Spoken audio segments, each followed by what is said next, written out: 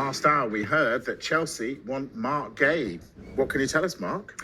Yeah, a player that we were speaking about a huge amount over the course of the summer. We know that Newcastle were very interested in Marc Guehi, the Crystal Palace defender. I lost track as to how many offers were rejected. I think there was about 4 of them in the end. I think the biggest totaled £65 million.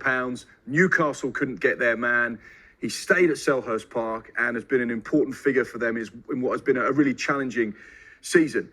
But we have some breaking news that you rightly say has been brought to our attention over the course of the last hour or so. Chelsea are interested in signing Marc Guehi. One of the reasons in signing that because of the injury to Wesley Fofana, who's had a torrid time since joining the club at Stamford. He's had a torrid time for Bridge. Really has found game time hard to come by because he hasn't been able to get a consistent run. However, Chelsea are looking at their current squad. They're looking at the defensive injuries, and they see Marc Guehi as someone that potentially could step into the plate. Just 24 years old. Significantly, he only has 18 months left on his current Crystal Palace contract.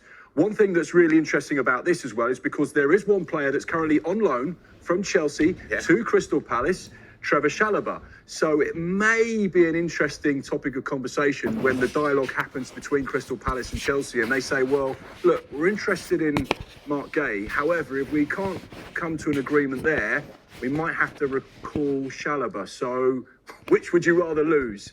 So that might be an interesting point when the two clubs do start to communicate. But the key news is Chelsea interested in Marc Guehi.